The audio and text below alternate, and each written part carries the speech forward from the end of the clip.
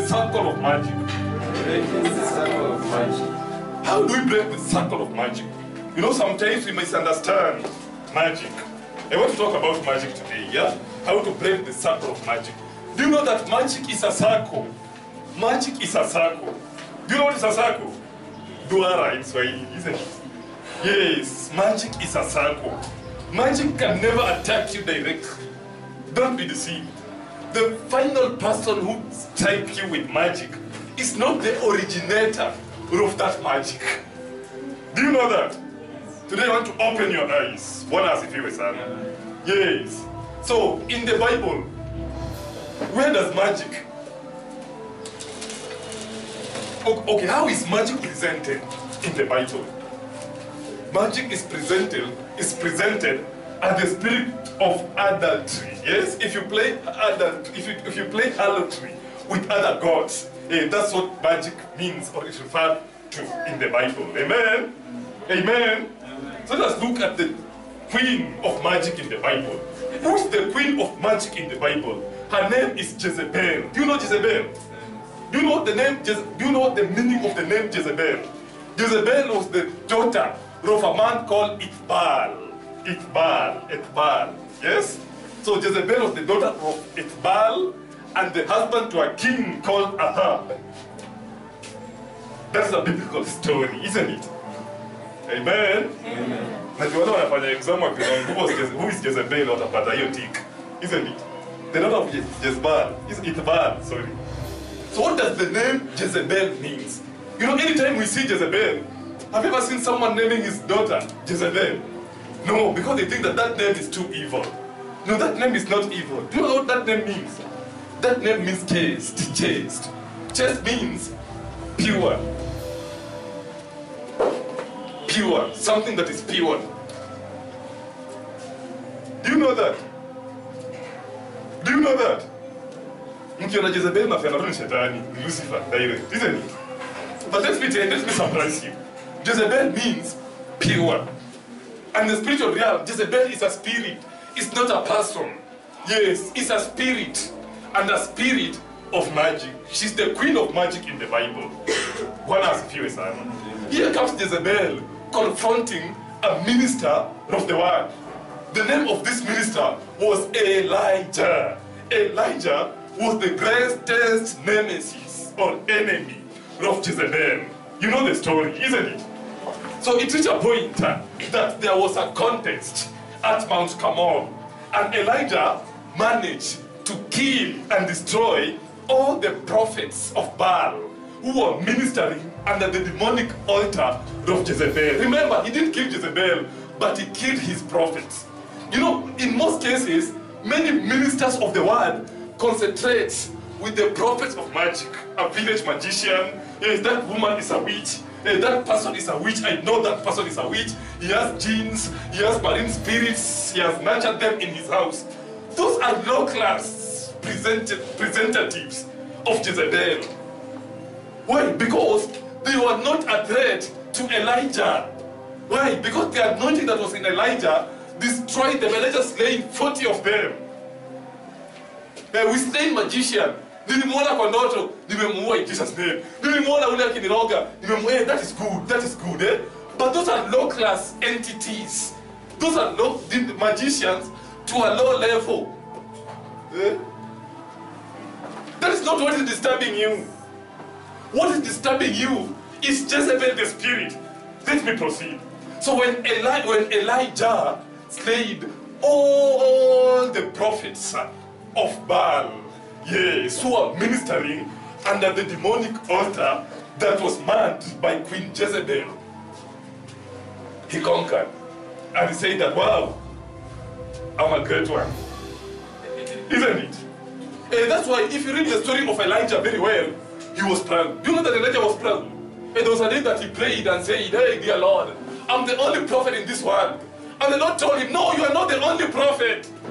Have you ever read such verse? Yes, in the book of Kings. One has a few words. Well, Elijah was pride. You know, this is what makes many believers fail.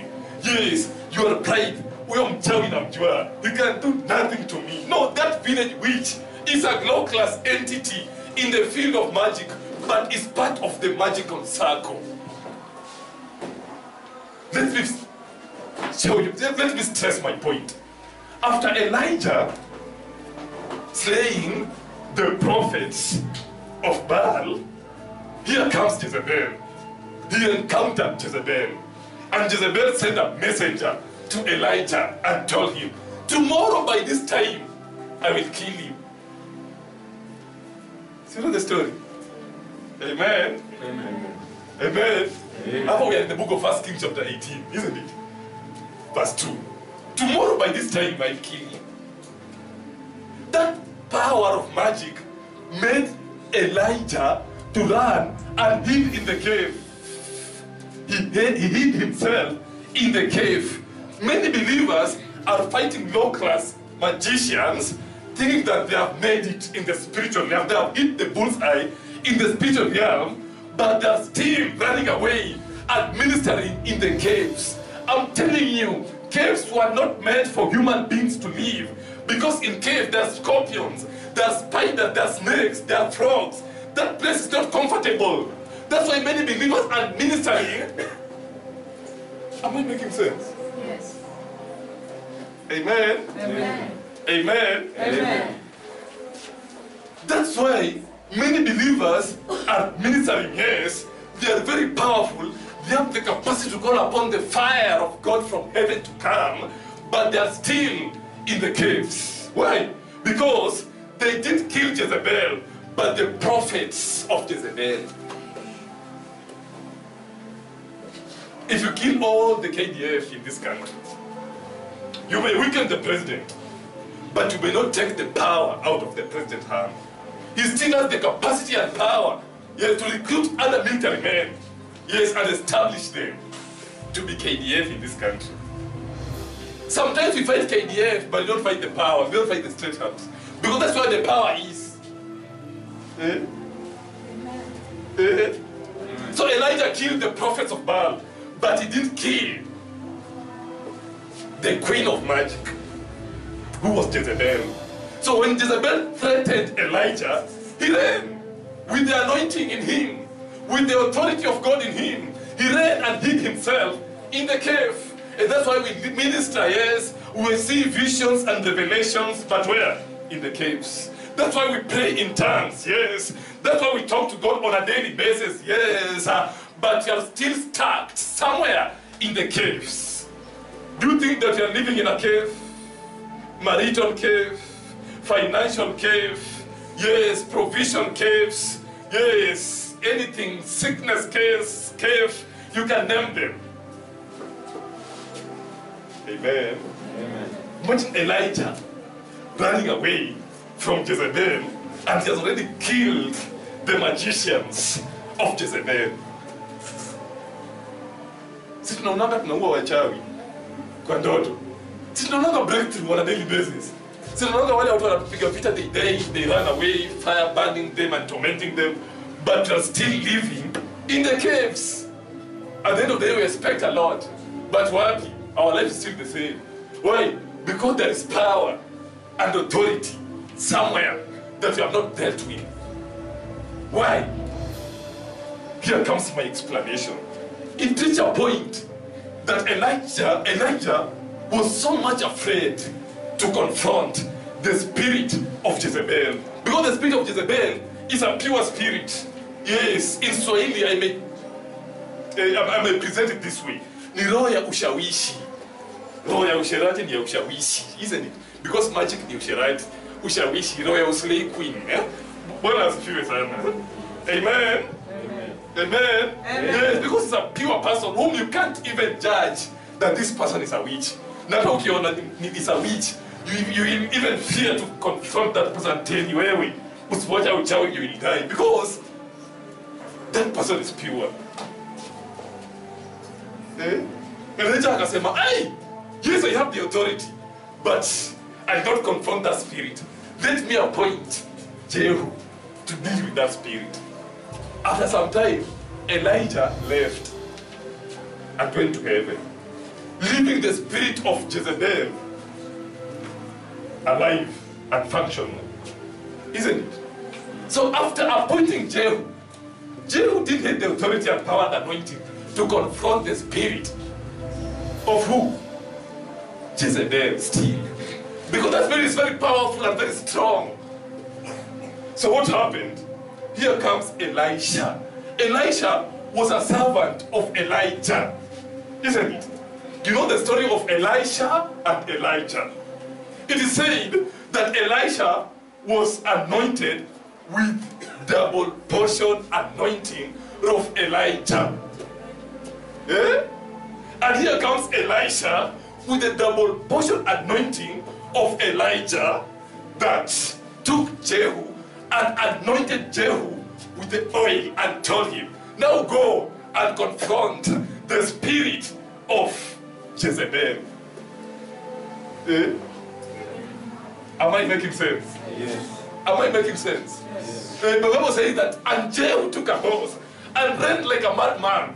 When Jezebel heard that Jehu is coming, she ran and hid himself in the upper chamber. The first prophet, who was very proud, who used to talk to God directly, who used to call fire from God, he ran and hid himself in the cave. But the second man, who was not even a prophet, who was anointed by another prophet, who was a servant to Elijah, yes, now is going to confront, yes, the spirit of Jezebel. And he slayed the spirit of Jezebel with the edge of the sword. And the Bible says, and he threw that body, that corpse of Jezebel, in the field, and it was consumed by birds of the air and scavengers. Why? Because it took a double portion anointing.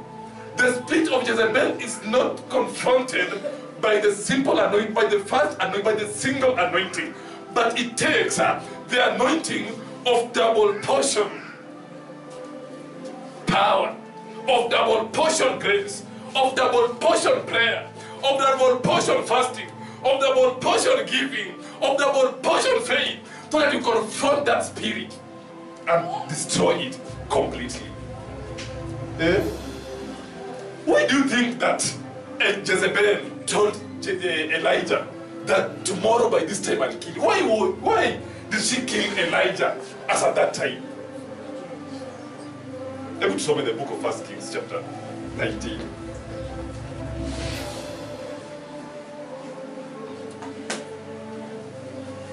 First Kings chapter 19, verse 2. Then Jezebel sent a messenger to Elijah saying, so let the gods do to me, and more also, if I make not your life as the life of one of them by tomorrow about this time. You need a better English, yeah? But as you feel. Yeah, someone did that with a simple English so that you understand. Yeah. Kuna mtu ana Swahili version? Hebu soma hiyo. Ndipo Yezebeli akampelekea Eliya mjumbe kusema, miungu wanifanyie hivyo na kuzidi, nisipokufanya roho yako kesho panapo wakati huu kama roho ya mmoja wapo wa hao. Amen. Alikuwa anaongea about the, ukisoma verse 1 nasema about the prophets, how Elijah killed the prophet. Anamwambia, he's telling Jezebel what Elijah did to her prophets. So Jezebel had threatened. Jezebel is threatening Elijah, that tomorrow, why not now, but tomorrow? It is because before a magician strikes you, it takes time. Amen. Amen. You know, for example, believers, sometimes we fail, especially when we confront magic. Why? Because we don't strategize. And how do we strategize? It's by reading the Word of God. It's by fasting and prayers. It's by making sure that we walk in holiness and righteousness. So Elijah, the spirit of Jezebel, the spirit of magic here, yes, is threatening Elijah to kill, that it will kill Elijah tomorrow, not today. He had the power, Jezebel had the power to kill Elijah as at that time. But he's telling him that I will kill you tomorrow. Amen. Amen. Let me tell you, if there is something difficult to deal with, if there is a spirit that have been destroying and killing believers and ministers of the word, is the spirit of Jezebel, roho ya ushawishi.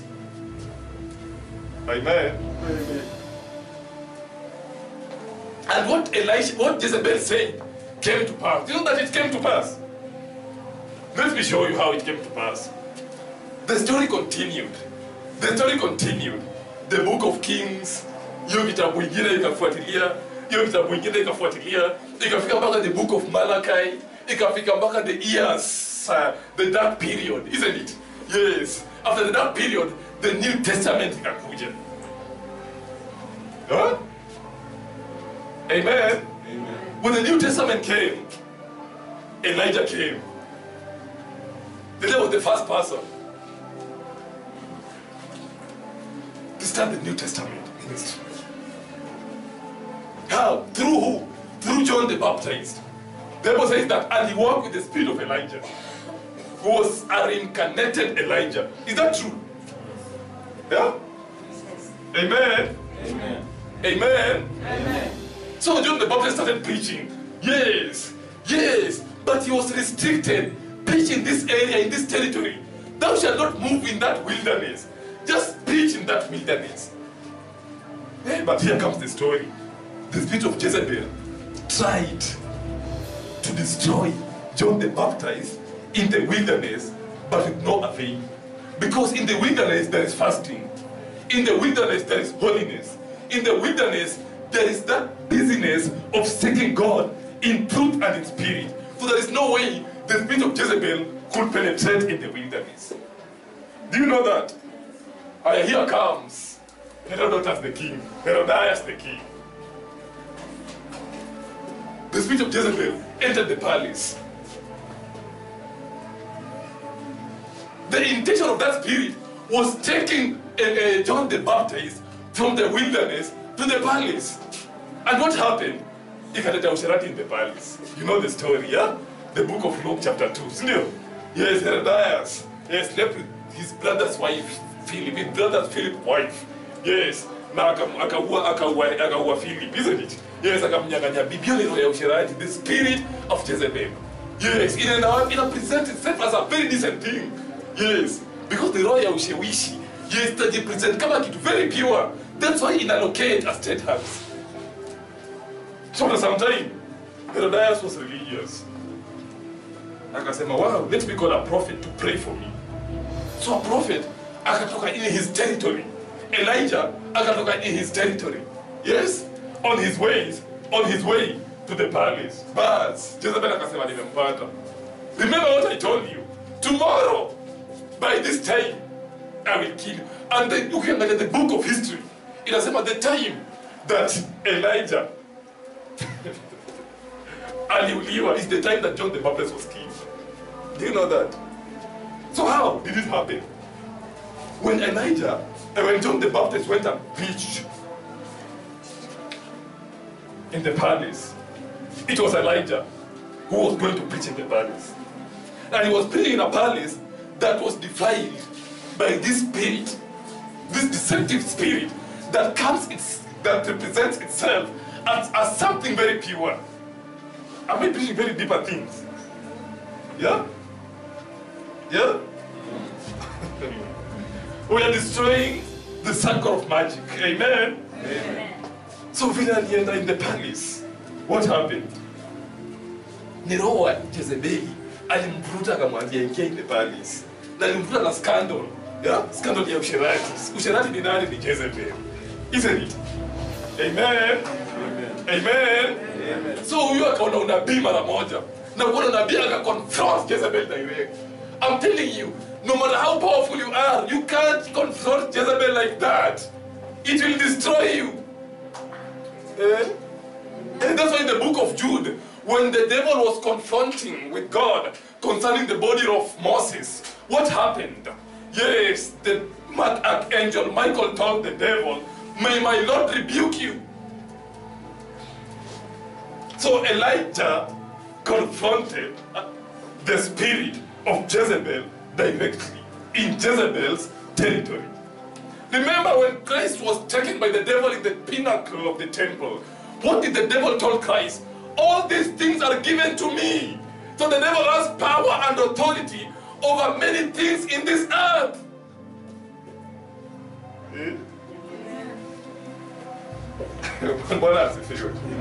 Amen.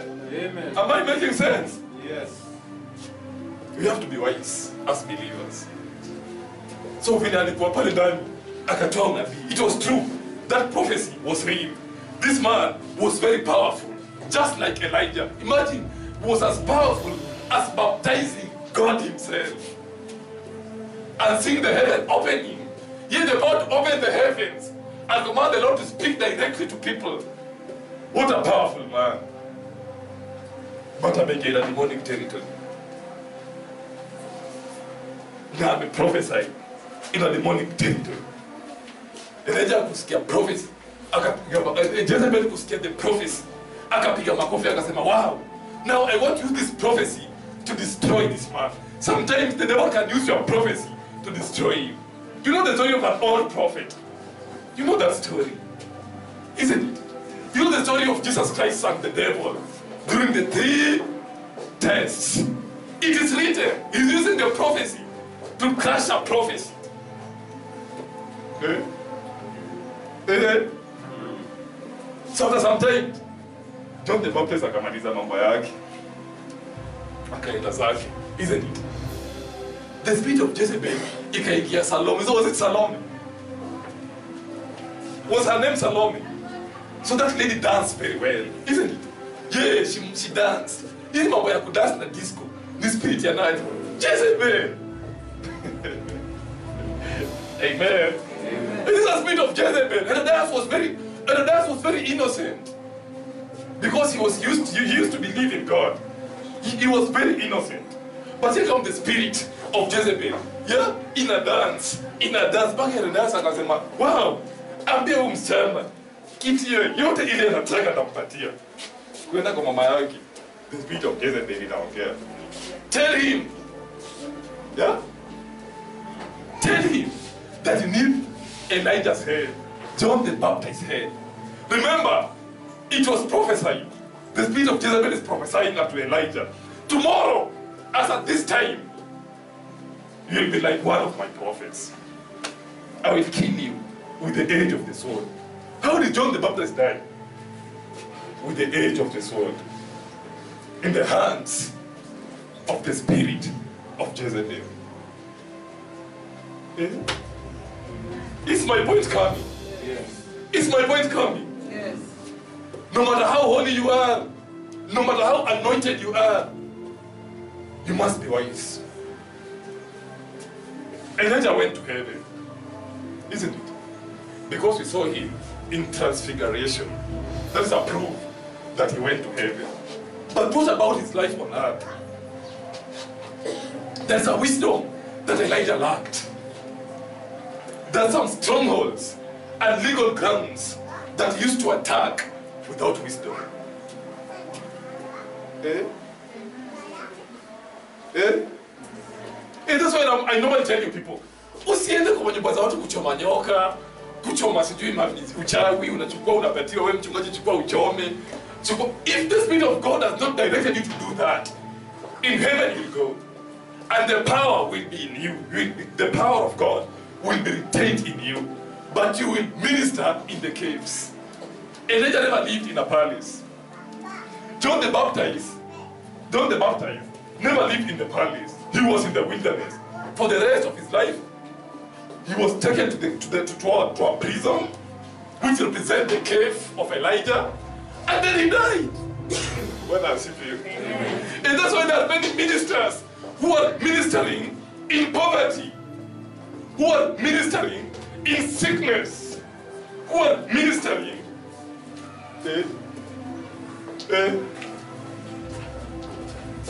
Is it true? Am I making sense? Yes. Why? Because of confronting things that supersede them, to confront. And that's why in the gatherings, when he rebuked the demons from the demoniac, they told him, please, don't come to our land. He went his way and told them, sir, let me go back to Galilee. Isn't it? Yeah? Because even if you were the Son of God, that area was possessed and it had the legal grounds of demons there. That's why the demons who were there went into people and told them, tell this man not to step in this land. Tell him to go away. And before he did that, those demons cried and told him, why are you coming to torment us before our time? Do you remember that story? Yes. So why are you confronting them before their time? You may win the battle, but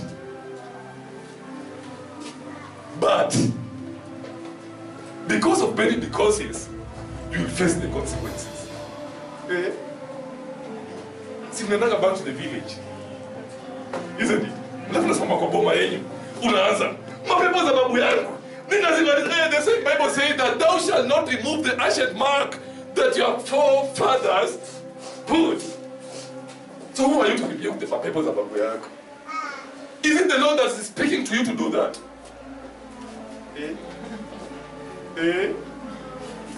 You will find yourself in a cave for the rest of your life. You will find yourself in a wilderness, and when you come out of the wilderness, in the jail. And if you come out of the jail, you will come without a head. And that's why we say, this man was very powerful. This man was very disciplined. This man was very prayerful. But he lived in poverty for the rest of his life. Why? Because he confronted the spirit of Jezebel. Jezebel has a legal right. Okay? He has a legal ground to live. That's why in his prayer, he said, may your will be done. God has filled. Amen. There was something that this revelation has just come today in the morning. There is something that has been disturbing me for almost 1 year. So I was confronting that thing, confronting that thing, but it never materialized. Amen. Amen. So then as we were in the prayer line, and the people who were there saw what happened. There was too much power in there. And before I joined the line, the people were attack somewhere. They got in the excruciating pain. I was almost not joining the line. But something told me you have to join the line. So I joined the line. And there was too much power in the line. Too much power. I felt it literally. So today morning, they just showed me a vision. A very strange vision. So I said, what does this vision mean? So before I came, you said, prepare, I want to come. The Lord told me, no, you are not coming. Sit here, I want to tell you what we saw in the morning, tonight.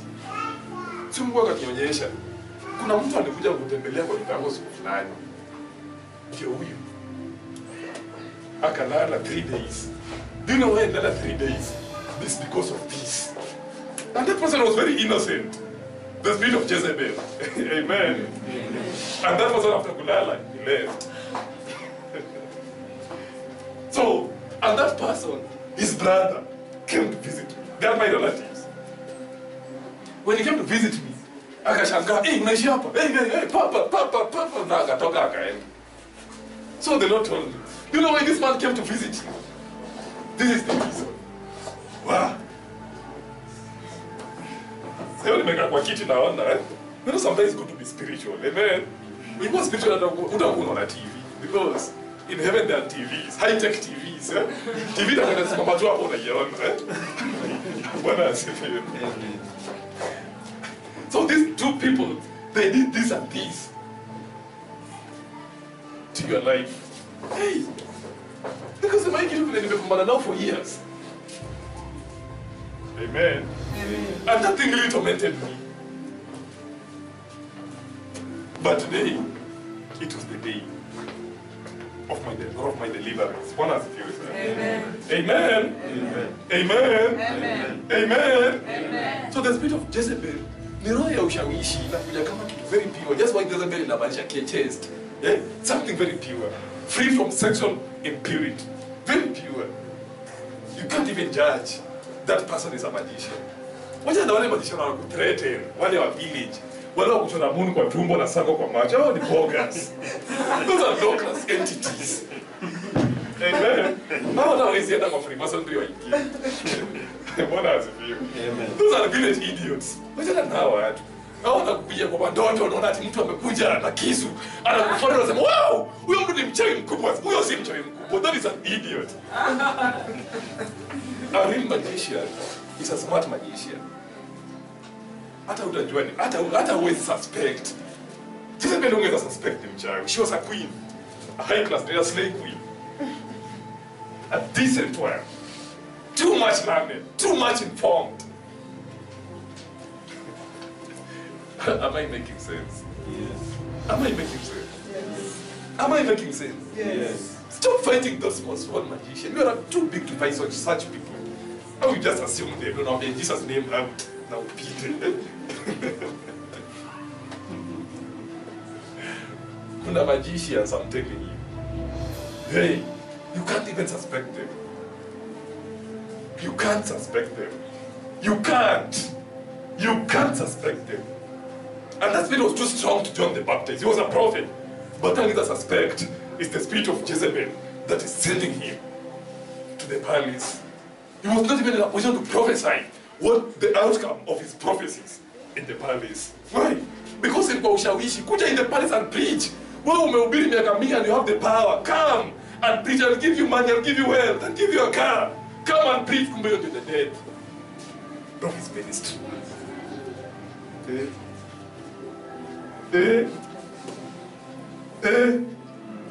And that's why many ministers are ministering in the cave. Why? Kiburia, Elijah.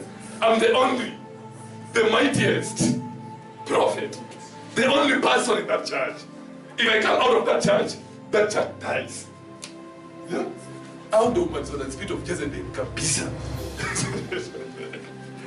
Yeah? And that's why there's a minister of the world, very international minister, but don't have a family. Maybe an rebel or a rebel and Aisha. Why? The spirit of Jezebel. Yeah? Amen. Amen. Amen. Amen. So how that the spirit of Jezebel is defeated? The Bible says that it took the anointing of Jehu. Jehu was just a common guy. Yeah?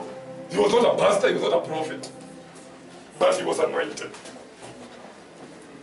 That's why I'm young wachungaji and spiritual leaders. There's no need of fighting people who are growing spiritually. Because they are growing to support you. Eh? Am I making sense? Yes. Sio na mapasta wakubwa international. Kuna mwingine hapo tunamwona kwa TV. Kwa hiyo kati ndio praise and worship, yeye ndio pastor, yeye ndio usher, yeye ndio sadaka, na yeye ndio Mercedes. Sasa akinunua gari bila ruhusa yake ni vita. Unanunua je hiyo gari? Unatoa pesa. Unaibia washirika. Hizo mpaka approve. Sio pesa zinampiga huko juu. Sio Jezebel anampigia huko juu kupiga. Jezebel anamkaraga. Why? Because you don't want to anoint or appoint a Jehu. A Jehu is that person who is a backbencher. That's why you are very much important. Don't think that Tony is important. You may be important to Tony than even Tony, the way Tony is to you. That person who is leading spiritually is ready to support you. Mimi naona Jezebel nikimbie. Lakini yule yako huko nyuma ataiona ipige. Because he has nothing to lose. Ama na mwingine. Amen. Amen. And here comes, let me tell you how that spirit is confronted. Here comes Gideon. Gideon aliomba miaka mingi sana. Hey dear Lord, nini utatutoa kwa hizi mashida? Listen, Amalekites now watu wanatumaliza. What is happening? There's a day that was winnowing. We know the story. and the terebinth tree. The tree of oracles. That's a topic for another day. And an angel of God appeared. Today I'm not preaching, I'm teaching. That's why you're gonna fire. What does it feel? But these things are in my head because they're revelation. Unajua nilikuwa nakaa huko nje najaribu prepare my notes nikashindwa. Amen. So here comes this man called who? Gideon. A very humble man. So when the angel of God appeared to him, what did the angel say? Oh Gideon, a mighty man of valor. Hey! I'm not a mighty man of valor. I'm a nobody. I'm the last one in my family, and our family is the least in the tribe of Judah. Kuna the mighty men of valor, kuna the family of Reuben, kuna the Levites, kuna the family of Judah. Not me, I'm just a nobody. Me got the family of Benjamin. Kwa hivyo siwezi, I don't even deserve. I'm telling you, the beginning of humbling yourself down, the moment you humble yourself down, is the beginning of your elevation. The day that you know the people who are surrounding you are much important than you is the day that the Lord will start delivering you. Amen.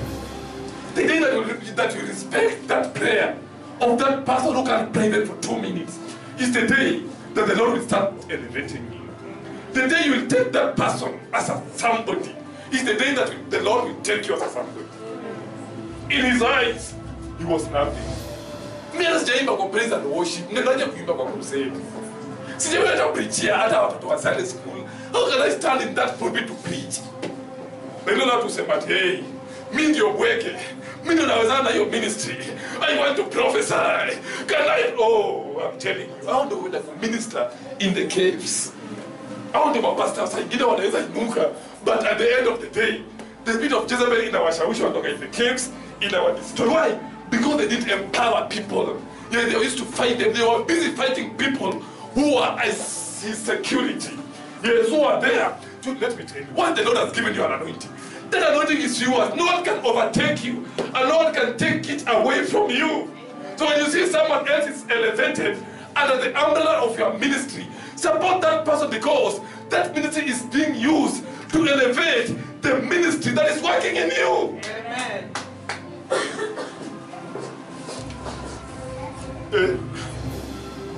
Praise and worship. Are you there? Yes. Are you there? Yes. Ukiona ule anainuliwa na kuja kuimba kama wewe, shukuru because pia wewe uko na that anointing na labda wewe ulipobea ulianza zamani. Maybe that person will back you. Amen. So my God, we have to backup singers for all these years. Yes. That person, don't fight that person.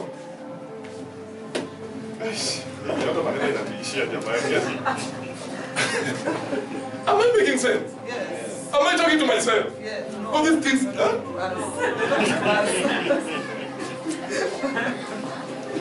Hey, this is too deep. Amen. The moment Gideon discovered that he was the least of all, because in his family, he used to have demons in his family. His father used to nurture demons.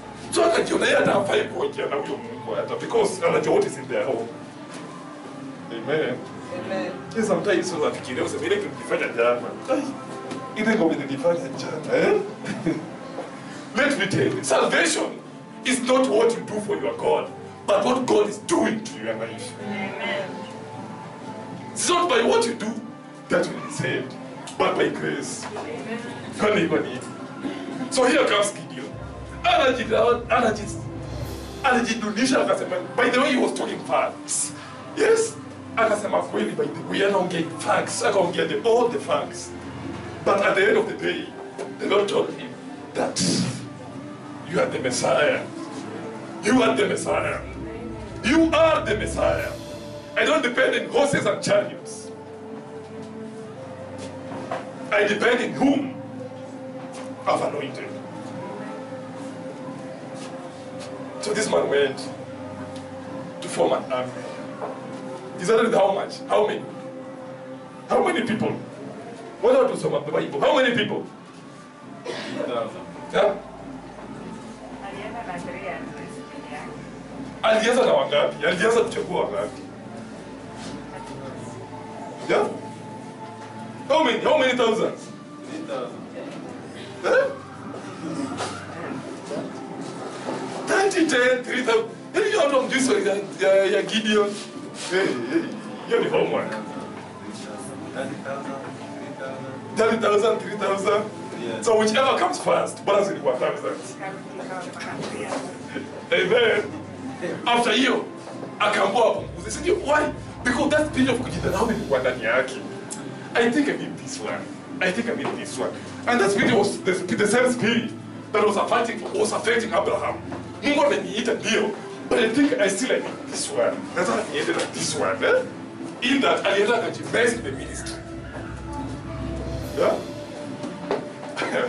What has to do? Amen. Amen. But I'm a minister about the walker.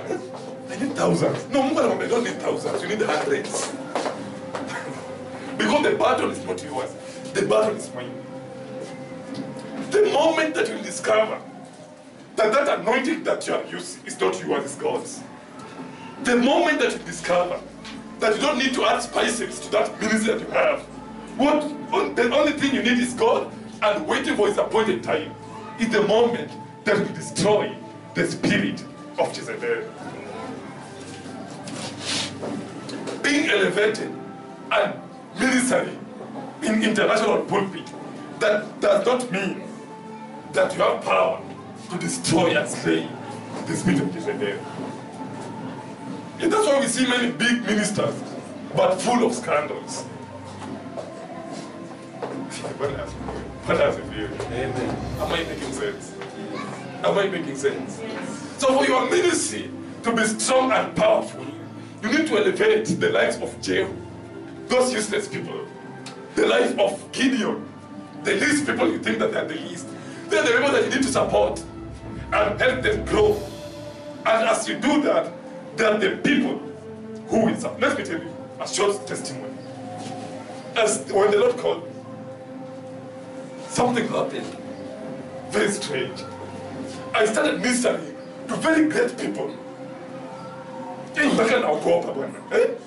Naambia general wa jeshi piga magoti. Anapiga bwana. Mimi. Amen. Naambia OCS. Naenda napatana na watu wakubwa wanasiasa. Anapewa ni mtumishi wa Mungu. Nasema kiatu yangu imetoboka chini by the way. Ilikuwa kuna siku nilienda kwa mwanabiashara fulani. Kiatu yangu imetoboka chini, nikatoa viatu huko nje. Akaniambia ingia na viatu kajenga kwa hiyo kambi. No problem. Nikasema hapana, nikatoa. That millionaire akachukua rangi akanipa brush ya viatu. Akaona imetoboka, isn't it? But hakununulia hata moja. Nikakuta kiatu yangu imetoboka ndio back in the house. In my heart, nilikuwa wow. Kama hiyo ndio ministry, this is the ministry. Now I'm rich. But they didn't bless me even with a single coin. Kwa sababu nikienda kwa nyumba zao kuwaombea, ukinaona kwa niambia, wachungaji wa siku hizi ni wakora sana. Wanataka tu pesa. They're blocking me so that I'm not ask for money. Bwana asifiwe. At the same time, those days, the Lord used to connect me to people who are jobless. Na Mungu ananiambia watu ndio wanakuja kusaidia watu. So I used to compare the notes. Sasa huyu. Okay, now in Jesus' name. In Jesus' name. Amen. Amen. Let me tell you. So here as I'm living, the people whom I got in poverty, in oblivion, in forgetfulness, they were not what they go on a car. I can't even say it. Are the people behind my smartness. Why? Because the Lord is not moved by the things we see with our naked eyes. Eh? Eh? Yes. Even the Lord called me to start to a full-time ministry. Our church was extremely poor, isn't it? And the Lord told me, don't leave that church.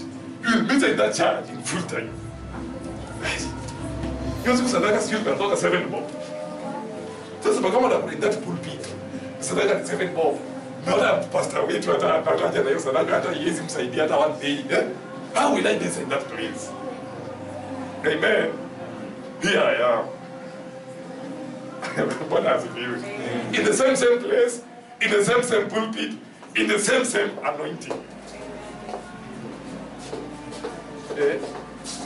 So, the spirit of Jezebel can only be outsmarted with people who are not easily convinced.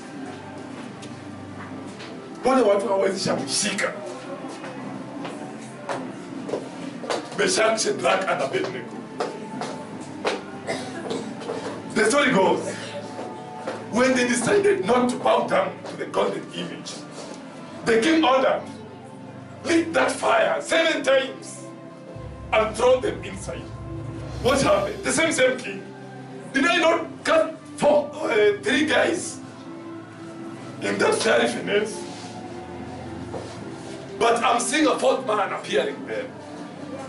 Meshach, Shadrach, and Abednego, come out! And when they stepped out of that fire, they were promoted. Why? Because they decided not to agree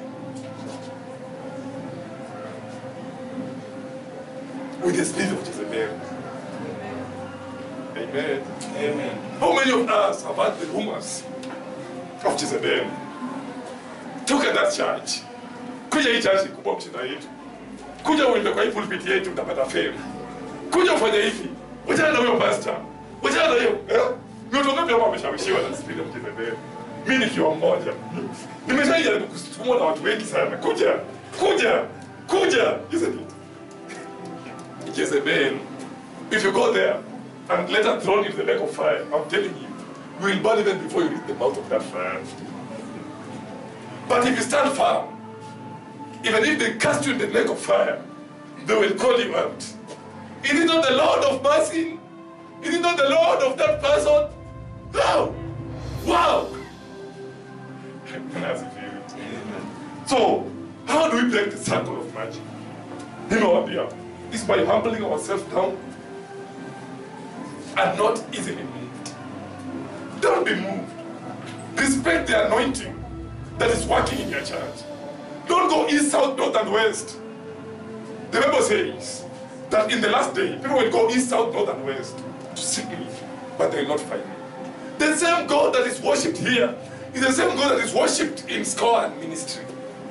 Respect the God in End Time Gospel Mission, and you will be freed in Jesus' name. That's what God wants. The Lord doesn't want that higher man, that higher authority. The Lord wants your stability in faith. That's why He says that a righteous man shall live by faith.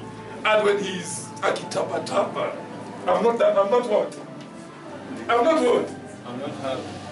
If you know how to fast, if you know how to pray, if you know how to raise the altar, respect your ministry, respect your altar, and you will overpower and overcome the spirit of Jezebel in your life.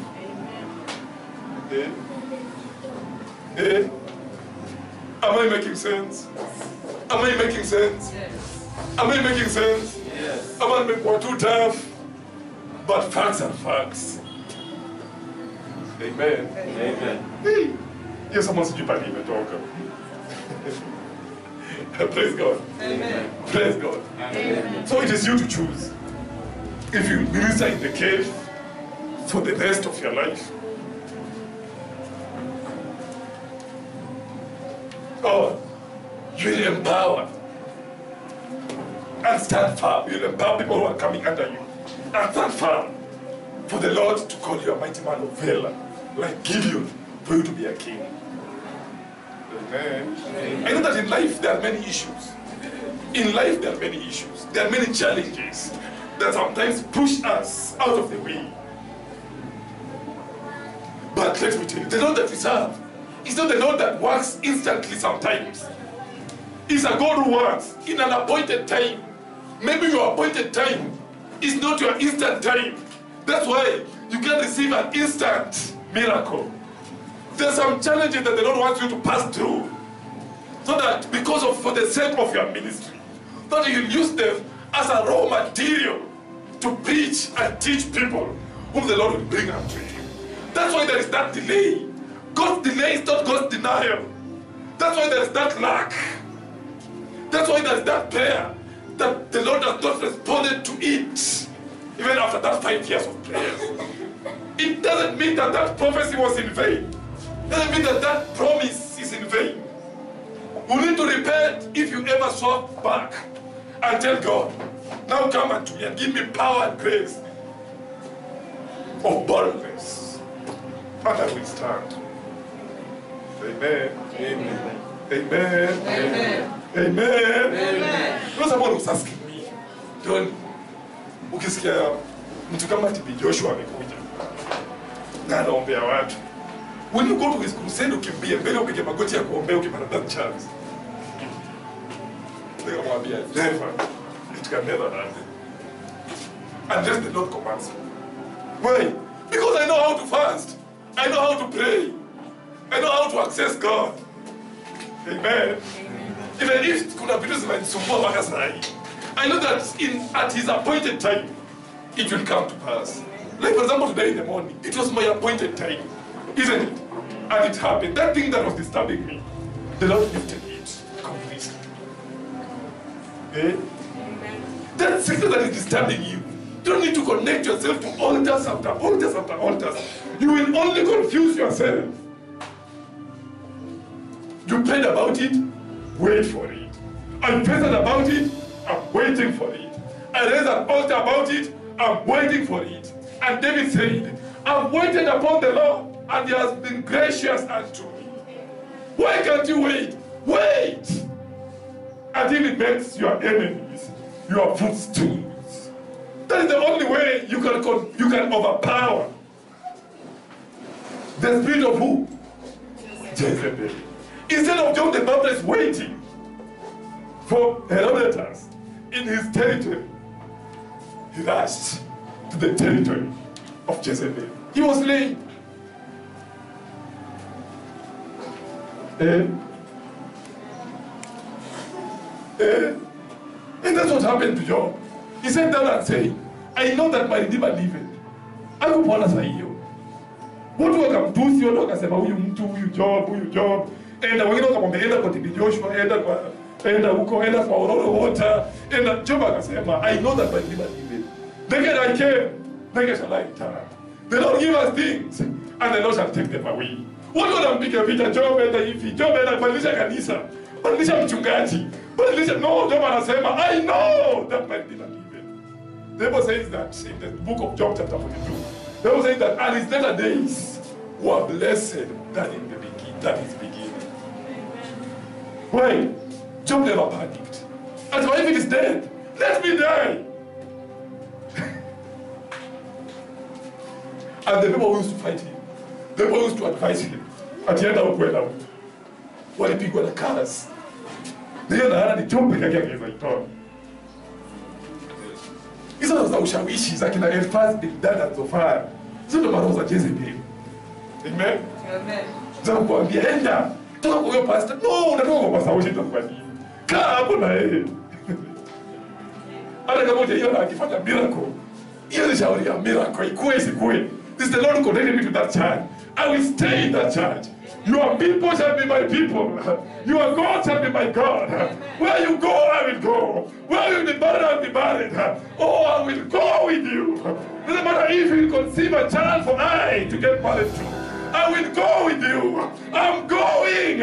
I'm keep on going. Doesn't matter what we'll encounter, but I will go with you. And at the end of the day, here comes Boaz. He begot a son called Obed.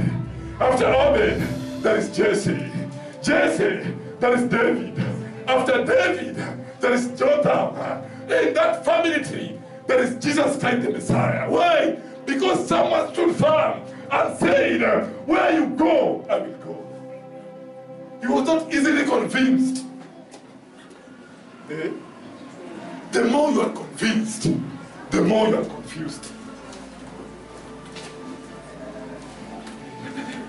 That's what we work in medicine. You know, spiritualism works like medicine, isn't it? Ukienda kwa daktari mmoja anakutibu ugonjwa fulani, don't change that doctor and don't change that dosage of medicine you are given. Isn't it? Maliza, isipo tibu, that doctor will fire you, imechinda. Go somewhere else. But unaweza madawa ya malaria, unawachia kwa njia. Unaenda kuweza dawa ya TB. Hata hujui kama ni TB ama malaria inakupiga, unasahau that doctor number 1 na doctor number 2. Anakupatia dawa ya TB, unawachia TB kwa njia. Diabetes. At the end of the day, unajipata you are poison your body. Is that true? It is very true. Is it true? Is it true? Is it true? Yes. That's why for better and for us. Even if the devil says, skin for skin, what a man can do all that he has, or can give all that he has to preserve his life. Yeah, in the heavens. Where's mama kwa msimamo mmoja na useme I'm here and I'm not moved. Eh? Yes. Amen. Amen. Amen. Amen. Amen. Amen. Amen. Amen. And that's why tunataka baraka zetu zikiwa hangi. That's why tunatafuta baraka for many years tunatupata. Why? Because we are not stable. Our faith is not stable. Do you think that this church is not powerful? It is very powerful. Why are you connected to prophets? Yeah? How many people are connected to prophets over here? Yeah, but That's it. okay. How many are we connected? I know you people. Can I point you? Can I point you? Can I point the people who are connected to prophets? In social media, in WhatsApp groups, in Facebook groups. No mention. Watu wamenyamaza.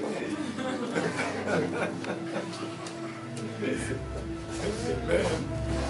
Amen. Amen. How many prophets do you want to achieve in life? Hey, kama mngekuwa mamilionea basi mngekuwa milionea ni wote. Because kuna watu wako na prophets kadhaa gunia, prophets gunia. I'm telling you, go and delete yourself without prophets. In Jesus' name. And remain with this prophetic book, which is Jesus Christ, that is here in End Gospel Mission. You are only allowed to connect yourself to another prophet when the Lord allows you. But when you connect yourself to oracles after oracles after oracles, you are confusing yourself and defining your spiritual prowess, if I may put it that way. Amen. Amen. A time has come that you have to delete the numbers of the prophets you have in your phone. This is the Lord speaking. Amen. Amen. And stand with the faith and the teachings that are being taught on a daily basis. Stand with those things. Disconnect in Jesus' name. I'm not saying that they are false prophets. No. Amen. Yeah. But a time has come that you have to disconnect. If you want to be healed in malaria, hakikisha umemaliza dosage. Sasa utamaliza upone basi. Mungu alikwambia now connect yourself to someone. It's good. But wewe hujapona umeenda huko umeenda. You will poison your body. Is it true? Be patient with your Jehu. Be patient with your Gideon. Until that Gideon delivers you. And when you are delivered and reach a certain level, the Lord will automatically connect you. But don't automatically connect yourself. You are cheating yourself now. Bwana asifiwe. Is that true? Someone I know imekuwa kali sana, yeah? Is it terrible? Imeingia mtu. So today we are breaking the circle of magic. Let us stand.